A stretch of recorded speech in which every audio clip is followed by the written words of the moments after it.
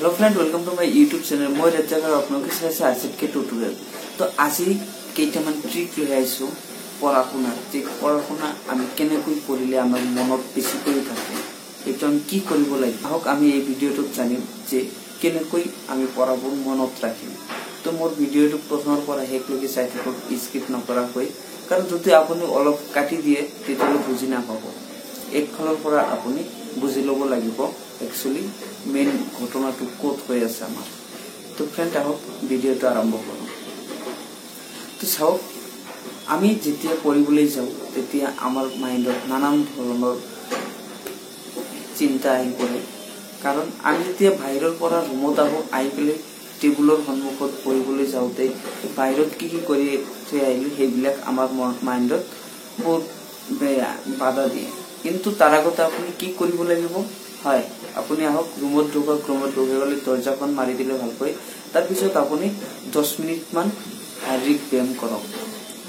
যেতিয়া আপুনি 10 মিনিট মান শাৰীৰিক ব্যায়াম কৰিব তেতিয়া এই ব্যায়ামৰ লগতে আপোনাৰ শৰীৰটো সুস্থ থাকিব আৰু আপোনাৰ মাইণ্ডটো সুস্থ হৈ যাব। তেতিয়া বাহিৰত আপুনি কি কৰিছে এইখিনি পাহৰি যাব। তাৰপিছত আপুনি ভালকৈ হাত মুখ ধুই পেলাই আপুনি পঢ়িবলৈ বহক সুস্থ মাইণ্ডত। দেখিব আপোনাৰ 100% এই পঢ়াত মনোযোগ বাঢ়ি গৈছে আগৰ পৰা। তাৰপিছত তৃতীয় নম্বৰত কি যে আপুনি যেতিয়া পঢ়িব বহিব তেতিয়া সদায় আপুনি চকী আৰু মেজ ব্যৱহাৰ কৰিব, আৰু পঢ়িবলৈ বহি পেলাই আপুনি আপোনাৰ মোবাইল ফোনটো সুইচ অফ কৰিব। সুইচ অফ কৰি পেলাই বেলেগ এটা ঠাইত থৈ দিব। কিয়নো আপোনাৰ মোবাইলটো যদি আপোনাৰ ওচৰত অন থাকে তে আপুনি 15 মিনিট মান পঢ়িলে, 15 মিনিট মান পঢ়াৰ পিছত এই মোবাইলটো লৈ আপোনাৰ মনোযোগ আলটিমেটলি গুচি যাব। কাৰণ এটা মেছেজে আহিল বা এটা ফোনে আহিল, তেতিয়া আপুনি যেতিয়া ক'ব যে মই SMS টো ৰিপ্লাই দি পেলাই আকৌ পঢ়িবলৈ বহিম, কিন্তু আপুনি যেতিয়া মেছেজটো ৰিপ্লাই দিব তেতিয়া আপোনাৰ মনোযোগ ভংগ হৈ যাব, আৰু তাৰ পিছতে এটাৰ পিছত আৰু এটা মেছেজ কৰি থাকিব বা ফোন কৰি থাকিব। তো আপুনি যিখিনি সময় পঢ়িব সেইখিনি সময় আপুনি মোবাইলটো সুইচ অফ কৰি বেলেগ ঠাইত থৈ দিয়ক। কিন্তু আপোনাক গোটেই দিনটো মোবাইল সুইচ অফ কৰিব থোৱা নাই, জাষ্ট আপুনি যিখিনি সময় পঢ়িব সেইখিনি টাইম আপুনি মোবাইলখন সুইচ অফ কৰক। তেতিয়া চাব আপোনাৰ মনোযোগটো 100% বাঢ়ি গৈছে। হয়, আপোনাৰ পঢ়াটো পঢ়িবই লাগিব। তে এতিয়া আহক মেইন কেনেকৈ পঢ়িব। আপুনি এটা পাৰ্ট আৰম্ভ কৰিছে, সেই পাৰ্টটো আপুনি পঢ়ি আছে কিন্তু বুজা নাই।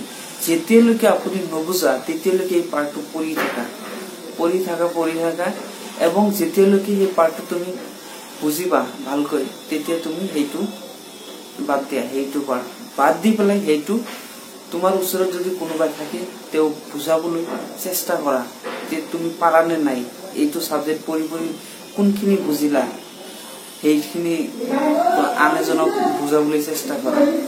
যদি কোনো এজন নাই আপোনাৰ ওচৰত তেতিয়াহ'লে মনে মনে নিজকে বুজোৱা, কাল্পনিক দৃশ্যত নিজকে বুজোৱা যে এইটো ঘটনা এইটো ইয়াৰ পৰা ষ্টাৰ্ট হৈছে, ইয়াৰ পৰা ইয়ালৈ গৈছে, ইয়াত শেষ হৈছে, এইটো ঘটনাত কি কি জড়িত হৈ আছে এইবিলাক আপুনি নিজে নিজে বুজি লোৱা। কাৰণ কুৱেশ্যনবিলাক এনেকুৱাভাৱে আহে যে এটা ঘটনা আপোনালোকে যেতিয়া কমপ্লিটলি বুজিব তেতিয়া সেই ঘটনাটোৰ পৰা যিকোনো কুৱেশ্যন হওক আপুনি কৰি দিব পাৰিব। আপোনাৰ মনত একো টেনশ্যন নাথাকিব, কাৰণ যিকোনো কুৱেশ্যন হওক আপুনি কৰি দিব এই লেচনটোৰ পৰা যদি আপুনি বুজে। আৰু যেতিয়ালৈকে আপুনি এই পাৰ্টটো নুবুজে তেতিয়ালৈকে আপুনি সেই পাৰ্টটো পঢ়ি থাকক। তাৰ পিছত আপুনি নিজকে বুজাবলৈ চেষ্টা কৰক, নিজে নিজে কাল্পনিক দৃশ্যত নিজেই চেষ্টা কৰক বুজাবলৈ। তেতিয়া চাব আপোনাৰ মনোযোগটো আৰু বাঢ়ি যাব আৰু 100% আপুনি ভাল ৰিজাল্ট কৰিব।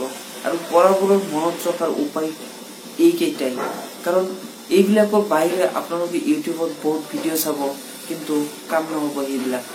কাৰণ ইউটিউবত চাব যে বৈজ্ঞানিক 6টা পদ্ধতি চাওক, কাম নহ'ব সেইবিলাক। কিন্তু আপুনি মেইনলি আপোনাৰ মনোযোগটো বৃদ্ধি কৰিব লাগিব পঢ়াৰ প্ৰতি, তেতিয়া আপুনি ছাকচেছ হ'ব পাৰিব। আৰু মনোযোগ বৃদ্ধি কৰাৰ কাৰণ এটাই, আৰু আপোনালোকে পঢ়া এক ঠাইত নপঢ়িব। আপুনি এটা ৰুমত আজি এটা যুগত আপুনি পঢ়ি আছে, তো সেইটো যুগত কোণত ভাল নালাগে, তো আপুনি পঢ়াৰ টেবুলখন চেঞ্জ কৰি লওক, আৰু এটা কোণত লৈ লওক, তেতিয়া আপোনাৰ পঢ়াবোৰ মনত ৰাখিব। কাৰণ আপোনাৰ এটা কোশ্চেন বাৰ পঢ়ি আছে আৰু আপুনি ভাবি আছে এইটো কোশ্চেন মই পাৰি আছো কিন্তু তথাপিও মনত নাই, সেইটো কোশ্চেন কি কৰিব? সেইটো কোশ্চেন মনত ৰখাৰ এটাই বুদ্ধি, আপুনি এইটো এক্টিং কৰি পঢ়ক। তো আপুনি যে ৰুমৰ ভিতৰতে ঘূৰি ঘূৰি পঢ়ক, তেতিয়া আপোনাৰ যেতিয়া 2-3 দিন পাৰ হৈ যাব, পৰীক্ষা যেতিয়া এই কোশ্চেনটো আহিব, তেতিয়া আপুনি ভাবিব যে এই কোশ্চেনটো মই ঘূৰি ঘূৰি পঢ়িছিলো ৰুমৰ ভিতৰতেই, বা মই বেলেগ ঠাইত যাই পেলাই পঢ়িছিলো এই কোশ্চেনটো। তেনেকুৱাকৈ আপোনাৰ এই আইডিয়াটো আহি যাব, হয় এই কোশ্চেনটো মই সেইটো কোশ্চেনে পঢ়িছিলো, এইটোৱেই হয়। এনেকুৱাকৈ আপুনি পঢ়ক, 100% আপোনাৰ মনোযোগ বৃদ্ধি হ'ব আৰু আপুনি সাকসেস হবা, 100% মই কৈ দিলো। তো ফ্ৰেন্ড, মোৰ ভিডিওটো যদি ভাল লাগিছে নিশ্চয় আপোনালোকৰ ফ্ৰেণ্ডৰ লগত শ্বেয়াৰ কৰি দিয়ক এতিয়াই। আৰু যদি এতিয়ালৈকে মোৰ চেনেলটো ছাবস্ক্ৰাইব কৰা নাই তেতিয়াহ'লে অতি সোনকালে ছাবস্ক্ৰাইব কৰি লওক। Thank U.